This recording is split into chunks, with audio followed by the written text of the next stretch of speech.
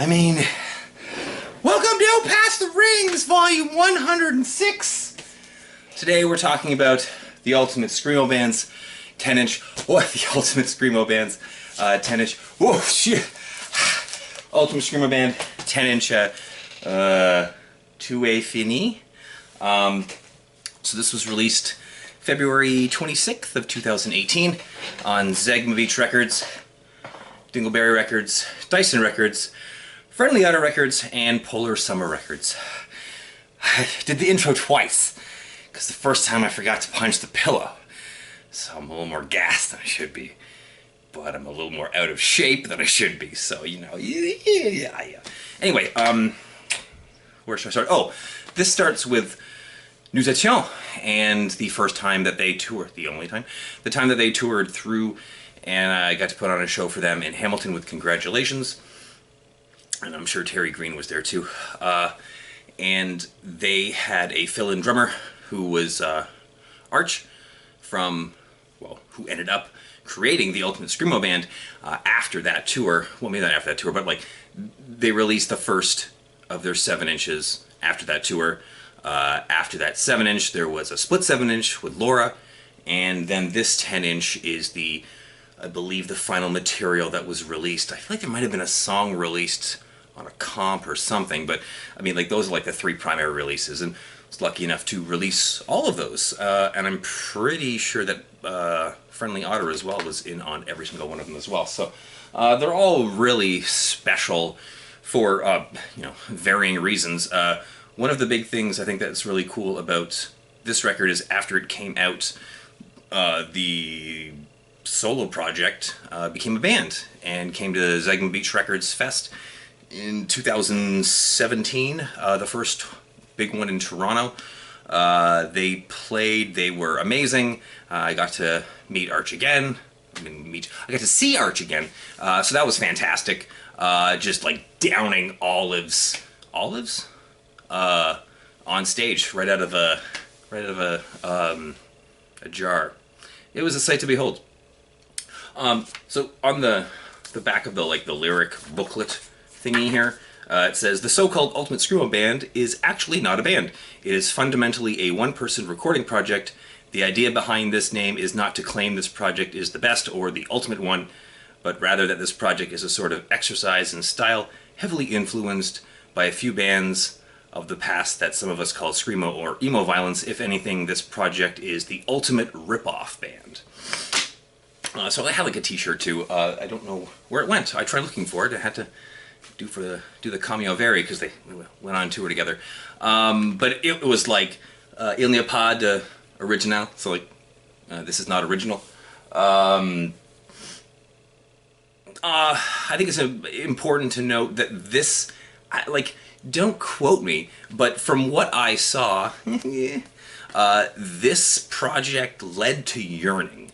So although Arch has nothing to do with Yearning, when Ultimate Screamo Band went on that tour and came to Zegema Records Fest, Alex from Nous Étions played guitar in this because Arch was playing bass, and as like the touring version of this band. And I remember Alex telling me, holy moly, I forgot how much fun it is to play just like simple Orchid style Screamo stuff. I feel like I'm gonna do this again sometime. And then voila, Yearning was born soon after that, although the first recordings didn't appear until earlier this year. But yeah, so like that's kind of cool how this thing led to that in a very like not direct way. It was just like, it was the tour, I think, that inspired Alex to get on Yearning. So I think that's pretty cool. So let's talk about the records. There were the 3 cover variants, as you saw. They come with the booklet as well as the little label thing as well. Some of the records I've noticed have print on the inside that tell you how many of them there are. So for example, on the green one, it actually says inside here 5 of 25 green. So there was only 25 of the green ones out of this run of, oh look at that, I don't have the information available. I want to say it's like 200 or like 150, but I don't remember. See, I'm going to do research for the next one, but everyone knows I'm not going to. It came on one variant, but I'm going to show you something very different because it was this. I had the 10-inch did well at the beginning, and I think for this one we took way more copies than I usually took, and this was before we had the US store. I was kind of just banking on it doing really well, but it did okay in the sales department, so I still had like 30 copies maybe left over as of 6 months ago.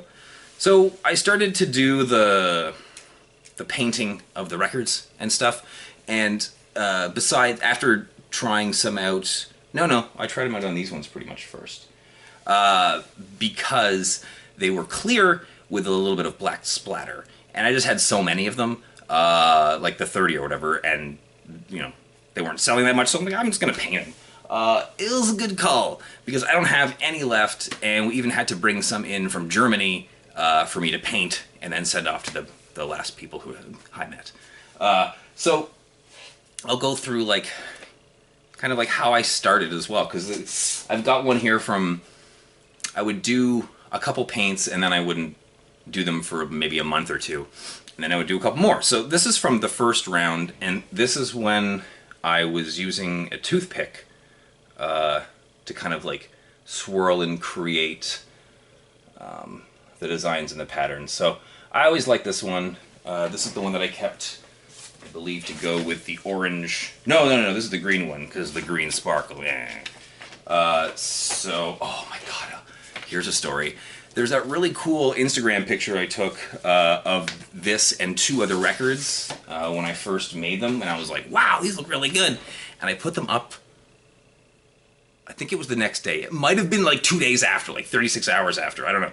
But after I'd taken the picture, like two of them had like seeped, like melted down, and I had to like try to like flatten it out, and I remember just being like, oh man, these looked so much cooler before. But anyway, I learned my lesson. So that was kind of the first variation, was a lot of using like a toothpick and stuff. And then later on I started spinning. I'd put a large screw through the hole and just spin it. So I tried some like special neon swirl paints on it, and it worked out pretty well. So this is completely playable still. There's your A side. So stuff like went right through. It looks pretty sweet. I was pretty impressed with that one. And then the very last run that I did, maybe like a few weeks ago, I got some new kinds of paints, and I just thought I'd try them out. And again, it worked out pretty good because I actually just got like a glitter varnish, and I put the varnish in with the paints when I spun them, so the glitter varnish really like packed a punch on that one. So yeah, B-sides, or the A-side looks nice too, but I like the A-side and the other one better. Anyway, so a little sidetrack, that doesn't really have to do that much with Ultimate Screamo Band. But I mean, I used the records to kind of learn how to paint on them, and I don't think I ruined any of them actually. I think maybe one of them has like a bit of skipping, but otherwise they worked out really well. Stellar release, it definitely got more people listening to it as well, because they literally like were flying off the shelves after I was painting them, so I don't have any more of them left. So this is gone, and I know the German copies are all gone too because we bought them all. What's next? Oh my god, I looked. Oh, I remembered. My memory is improving. It's Congratulations and the Rabbit Theory, unless the Bandcamp isn't ordered correctly, in which case I have no idea what it is. Anyway, one last thing to note perhaps is they included this nice little sticker in with the 10-inch, which I always thought was cool. We've got one on our like basket in our kitchen, and I am certainly not a cop, and I don't have any squash, but until next time...